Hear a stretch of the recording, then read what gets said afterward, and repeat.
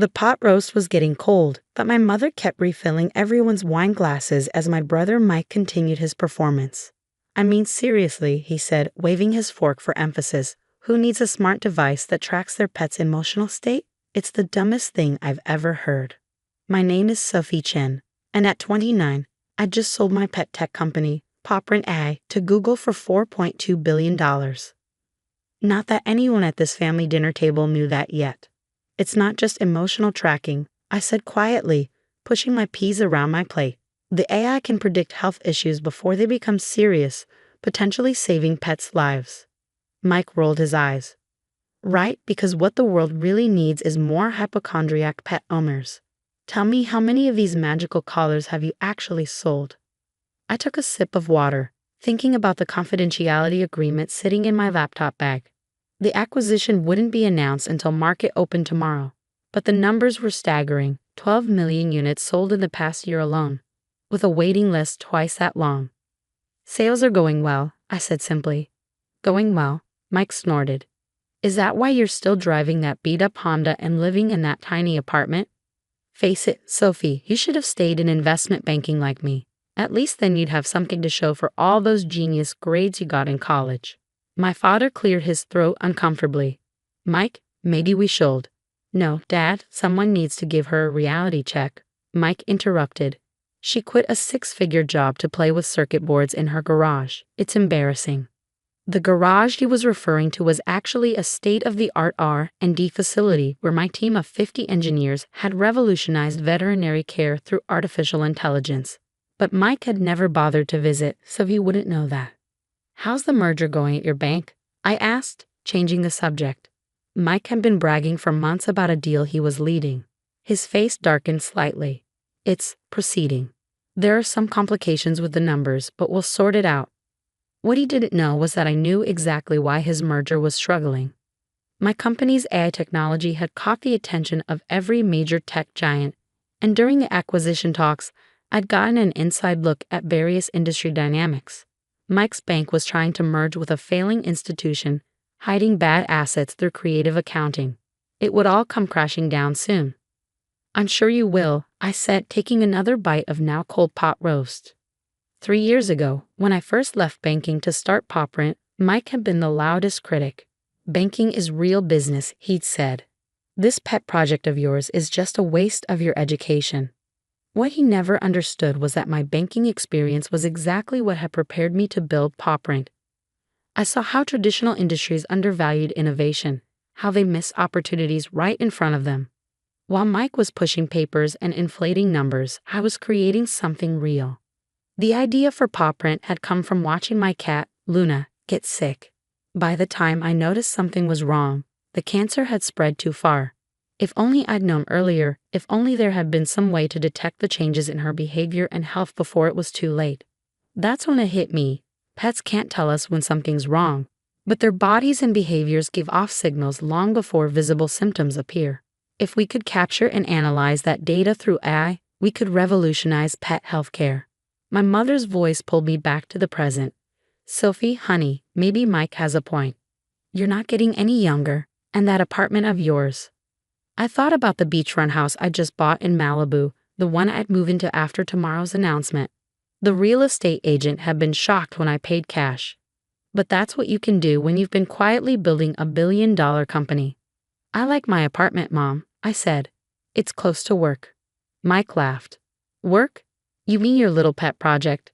Come on, Sophie, it's time to grow up. Even my junior analysts make more than you probably do with your toy company. If he only knew.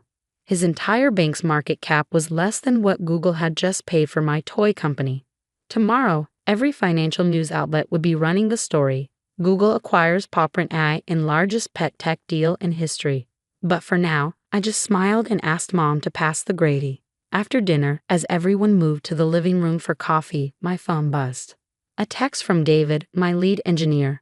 Everything's set for tomorrow. Google's press release is ready to go. You sure you don't want to tell your family tonight? I looked over at Mike, who was holding court about his latest luxury car purchase. Some surprises are worth waiting for, I texted back. My father caught me in the kitchen as I was helping Mom with dishes. You okay, sweetheart? Mike was pretty harsh tonight. I dried a plate, thinking about all the times Dad had encouraged my curiosity. Bought me electronics kits when I was little, defended my decision to study both computer science and finance in college. "I'm fine, Dad," I said. "Actually, you might want to watch the business news tomorrow morning. Could be interesting." He gave me a curious look but didn't press further. Dad had always been good at keeping secrets. As I drove home that night in my beat-up Honda, which I kept because it was the last gift Luna rode in before she passed, I thought about how everything would change tomorrow. The money didn't matter so much.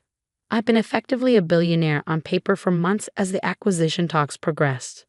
What mattered was finally being able to step out of the shadows, to show my family and the world what I built. My phone buzzed again. Another text, this time from Sarah Kim, my attorney. "Final paperwork is complete. The merger Mike's working on just got flagged for regulatory review. Timing couldn't be better."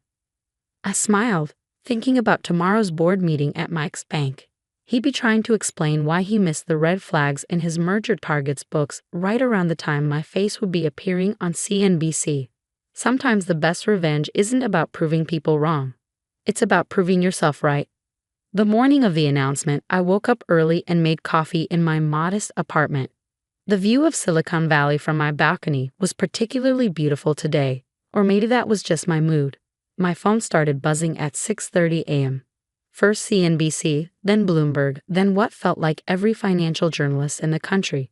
They all seen the press release. Google acquires PawPrint AI for $4.2 billion, marking largest pet tech acquisition in history. I declined the interviews for now. There would be time for that later. Instead, I turned on CNBC and waited. At 7:45 a.m., my face appeared on the screen alongside the acquisition headlines. Within minutes, my phone exploded with notifications. First was Mom, "Sophie? Is this real? Call me." Then Dad. I knew it. "So proud of you, sweetheart." Mike's name was notably absent from my notifications. I drove to PawPrint headquarters, where my team was gathering for the announcement. As I walked through the office, people were hugging, crying, celebrating. Many of them had taken equity instead of higher salaries when they joined. They were all millionaires now. "Ms. Chen," my assistant Rachel called out, "your brother's bank is trying to reach you. Apparently, they're interested in investment opportunities." I smiled. "Tell them to contact Google's corporate development team. We're a subsidiary now." The irony wasn't lost on me. 3 years ago, when I was trying to raise my first round of funding, I'd approached Mike's bank. He'd laughed me out of the building, telling me to come back when you have a real business plan. Now his bank was desperate for a piece of the action, but it was too late. The same day my acquisition was announced, news broke about the troubled merger Mike had been working on. The target company's books were worse than anyone had realized. His bank stock was in freefall. Around noon, my mother showed up at the office, tears in her eyes. "Why didn't you tell us?" she asked, hugging me tight. "All this time we thought." "You thought what, Mom?" "That I was failing. That Mike was right about me wasting my potential." She had the grace to look embarrassed. "We just worried about you, working all those hours, living so modestly when you could have had such a comfortable life in banking." I led her on a tour of the office, showing her the labs where we developed our AI technology, the walls covered in thank you letters from pet owners whose animals' lives had been saved by our early detection system. "I am comfortable, Mom," I said. "I've been comfortable for a while. I just didn't need to show it off." My phone buzzed. Mike was finally calling. I let it go to voicemail. Later that afternoon, I had my first official meeting with Google's executive team. They wanted to discuss expansion plans, integration strategies, and my role going forward. I'd be leading their new pet technology division with a significant budget and autonomy. As I left the Google campus, another voicemail from Mike. "Sophie, we need to talk. This merger situation. I could really use your help. Your exit is all anyone's talking about. Maybe you could put in a good word with some investors." I thought about all the family dinners where he belittled my work, all the times he dismissed my company as a cute hobby. Now he wanted my help. When I got home that evening, I found him waiting in my building's lobby. "How did you get in here?" I asked, though I knew the answer. He was still my emergency contact. Something had need to change. "Sophie, please," he said, following me to the elevator. "My career is on the line here. The merger's falling apart. Our stock is tanking, and you're suddenly the golden child of Silicon Valley. You have to help me." I turned to face him. "Have to? Like you had to mock my ridiculous gadget at dinner last night? Like you had to tell everyone I was wasting my life?" "I was wrong, okay," he snapped. "Is that what you want to hear? You're the brilliant one, the successful one. Now can we talk about how you're going to help your brother out of this mess?" We reached my floor, and I stepped out of the elevator. "No, Mike, we can't. Because this isn't about brilliance or success. It's about respect. You never respected me, my work, or my choices. You thought success only looked one way, your way. Now you're learning otherwise, and that's a lesson you need to experience fully." "What are you saying?" "I'm saying good luck with the merger, Mike. I hear Google's corporate development team gives excellent feedback on due diligence practices. You might want to look into that." I closed my apartment door on his protests, finally checking my other messages. The acquisition had made me the youngest self-made female billionaire in tech. Magazine covers were already being planned. Speaking requests were flooding in.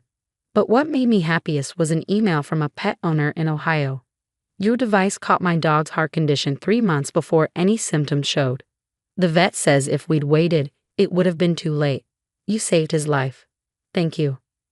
I clicked over to my real estate agent's website, looking at the Malibu house I'd bought. The movers were coming next week. Maybe I'd invite the family over for dinner once I was settled. Show them what their failing daughter had really been up to all these years. But first, I had a company to run and lives to save. Success, I was learning, wasn't about proving others wrong. It was about staying true to your vision, even when nobody else could see it. 2 months after the Google acquisition, I sat in my new Malibu home, watching the sunset over the Pacific. The house was everything I dreamed of. Modern, spacious, with a dedicated room for Luna's old things and a wall of thank you letters from PopRent users. My phone buzzed, another text from Mike. "The merger's officially dead. Board meeting tomorrow to discuss leadership changes. Please, Sophie, I need your help." I set the phone down without responding. Mike's bank had lost billions on the failed merger, and heads were rolling. According to industry gossip, his position was particularly precarious. The doorbell rang. It was Mom and Dad coming for their first visit to my new home. "Oh, honey," Mom gasped as she walked in. This is incredible." Dad just smiled, walking straight to my wall of letters. "These are what matter, aren't they?" he said, reading the stories of pets saved by PopRent's early detection system. "They are," I agreed. "The money's nice, but this is why I built it." We sat on the terrace for dinner, prepared by the private chef I'd hired, one luxury I'd decided to allow myself. As we ate, I could see Mom struggling with something. "Mike's in trouble, isn't he?" she finally asked. "His choices put him there, Mom. Not me. But you could help him. With your connections now." I set down my fork. "Mom, do you remember last Christmas? When Mike spent the entire dinner telling everyone how I was throwing my life away? How I'd never amount to anything in real business?" She nodded slowly. "The whole time he was saying that, I was in final negotiations with Google. I was already worth billions on paper. But instead of telling him that, I sat there and took his abuse. Do you know why?" "Why?" Dad asked quietly. "Because I wanted to see who he really was. Not who he pretended to be when he needed something, but who he was when he thought I had nothing to offer him." The next morning, I drove to Mike's bank for the board meeting.